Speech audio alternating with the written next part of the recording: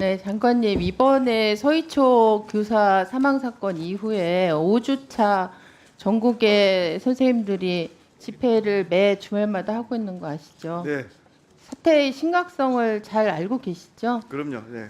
이 문제의 원인이 여러 가지가 있는데 직접적으로는 교사가 제대로 교육할 수 있는 권리가 법적으로나 제도적으로나 마련되지 않은 거, 이것이 하나의 원인이고, 또 하나는 지금 우리 아이들의 마음의 건강 상태가 너무나 심각한 상태이기 때문에 이 아이들을 선생님이 개별적으로 감당할 수가 없는 이런 상태에서 방치돼 있는 게 좀 심각한 문제 중에 하나라고 생각합니다. 동의하십니까? 네, 공감합니다. 네, 제가 2021년 8월 달에 이 학생 정신건강 문제와 관련해서 학생 보건법 있잖아요. 학교 보건법의 개정안을 냈고 이게 통과가 됐어요. 그래서 그 법에 의하면 학생 정신건강 증진 계획을 교육부가 세우고, 그다음에 전문기관을 수립하고 관련된 시스템도 마련하고, 그다음에 이 정신건강상의 특별한 지원이 필요한 아이들에게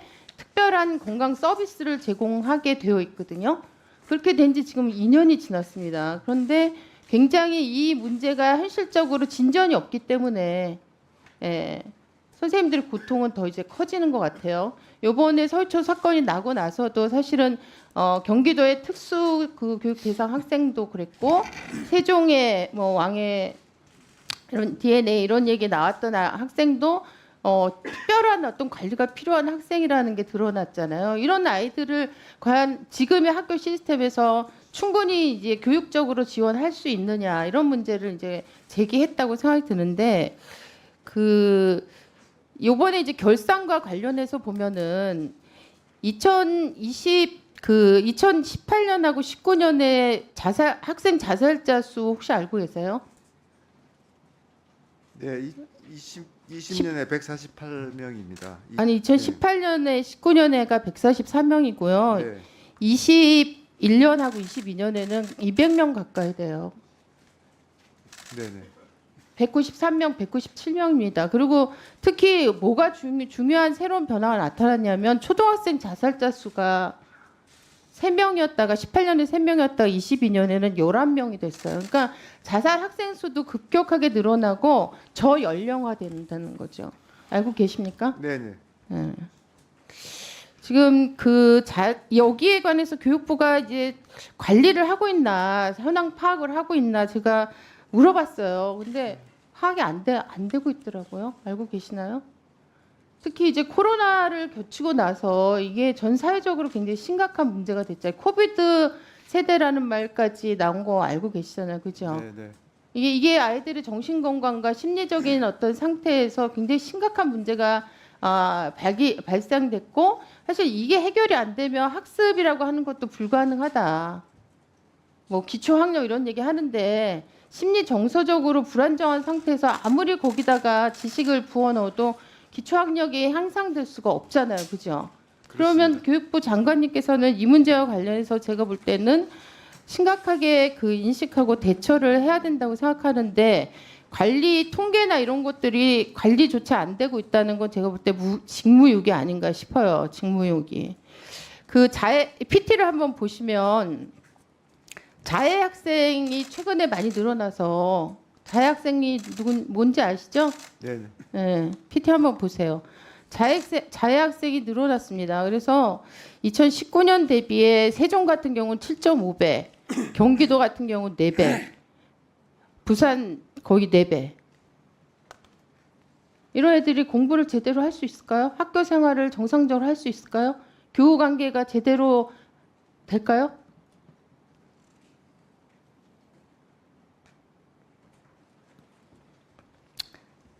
그래서 결산과 관련해서 제가 살펴봤습니다. 2022년부터 학생 건강 지원 강화 사업을 추진하고 있더라고요. 그죠? 네, 네. 진행하고 있죠. 네. 그런데 예산이 그 다음 PT를 보시면 예산이 줄어들고 있어요. 늘어도 지금 모자랄 판에 줄어들고 있습니다. 그리고 실제로 사업비, 학생 정신건강지원센터의 사업비는 그나마 책정된 것 중에서 6.595 6억 정도밖에 안 돼요. 6억. 전국의 2022년도 학생 정서행동 특성검사 결과 관신곤이나 자살위험군 학생이 몇 만이 나왔냐? 10만 명이 나왔습니다. 10만 명. 이 10만 명 학생을 관리하는 사업비가 6억. 관리가 되겠습니까? 이거 외에 이제 교육청을 통해서 그 연계되지 않은 학생들에 대한 진료비나 치료비, 그다음에 학교를 방문하는 정신과 전문의들의 지원 이런 것들이 있더라고요. 근데 그것도 이 전체 10만 명 중에 40%인 4만 명 아이들은 아예 연계가 안 되고 있고, 이 연계가 안 된 아이들 중에 또 10% 정도만 학교에서 학교 방문 정신과 진료를 요청하고 있어요. 그러니까 90% 아이들은 완전히 방치돼 있는 거예요. 아무에게도 도움을 받을 수 없는 거예요. 이 상태에 있는 아이들은 누가 감당하냐? 선생님이 감당하는 거예요. 그냥 담임 선생님이나 교과 수업하는 선생님이 감당하는 거예요. 그러니까 당연히 서울초 교사가 느끼는 어려움 이런 것들이 전국 곳곳에서 늘상적으로 상시적으로 일어나는 상황이 될 수밖에 없는 거죠. 이런 구조적인 문제가 있다는 건데 여기에 대해서 예산 집행한 걸 보니까 전 진짜 너무 놀랐습니다. 이제 예산이 줄어들 뿐만 아니라 실제 운영 실적도 학교 응급 심리 지원 21년하고 22년 비교해 보면요. 22개 학교에서 22개 학교도 사실 부족하죠. 전국 학교가 몇 개 있습니까? 학교가 몇 개 있어요?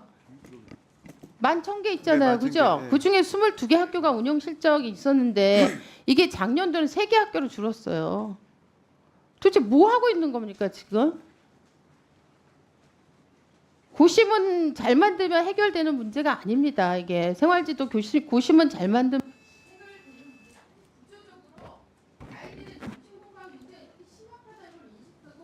이런 특단의 대책을 따로 마련하지 않으면 안 됩니다. 집행하지 않으면 안 돼요.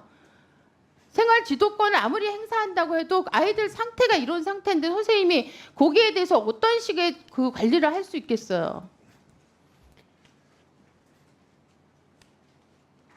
그래서 제가 이번에 사실 법안도 냈는데 상시적인 관리 지원책이 필요하고요.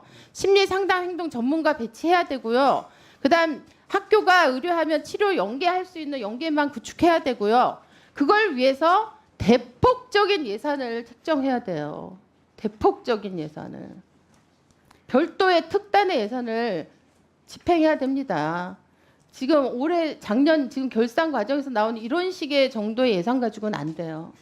교육청에서 집행하고 있는 예산도 제가 계산해 보니까 아주 위험군 학생들, 전문적인 치료가 필요한 학생들에 대해서 1인당 1년 통틀어서 70만, 평균 70만 원밖에 안 되더라고요. 네, 제가 좀 답변 드려도 되겠습니까? 그 의원님 뭐 말씀하신 내용은 뭐 100% 공감하고요. 그 부분에 대해서 이제 예산만 해도 2023년에는 상당히 많이 이제 증액을 했습니다. 그런데 이제 저는 뭐 그 강조하신 그런 프로그램들에 대한 예산도 계속 더 증액을 하면서 동시에 좀 예방 차원의 정책들이 정말 훨씬 더 중요하고 시급하다 이렇게 생각합니다. 영유아 어릴 때부터 아이들이 좀 그 정서적이고 사회적인 역량들을 키워줘야 되는데 이 뭐 사교육이나 이런 부분들이 너무 지나치게 이제 그 퍼지면서 아이들의 정신 건강에 큰 위협이 되고 있고요. 이런 부분에서 특히 이제 초등에서도 방과 후에 예체능 활동을 통해서 좀 마음껏 뛰어놀게 한다든가 이제 아이들의 그 학력도 중요하지만 그 사회적 정서적인 역량도 같은 비중을 두고 이제 정부가 교육 정책에서 강조할 때가 됐다고 생각을 하고요. 그 의원님이 지적하시는 그 정신 건강에 대한 치유나 이런 부분도 함께 해서 저희가 좀 그 대대적으로 국가적으로 좀 이 문제는 천착을 하고 문제 해결을 반드시 하도록 하겠습니다. 네네. 국가적인 주관하실 때가 아니에요 지금. 지금 애들 상태가 너무 심각합니다. 자해 학생이 수업 중에 발생해 보세요. 수업이 되겠습니까? 학교 전체가 다 뒤집어지지. 이런 게 벌어지고 일상적으로 벌어지고 있는 게 지금 학교 현실이라는 거예요. 그럼 지금 이렇게 닥친 현실을 어떻게 긴급하게 해결할 것인가 여기에 일단 집중해야 돼요. 네, 그 의원님 뭐 말씀하신 거 충분히 공감하고요. 그 대책에 대해서도 저희들이 지금 뭐 그 고민하고 있고 의원님하고도 또 상의 드리도록 하겠습니다.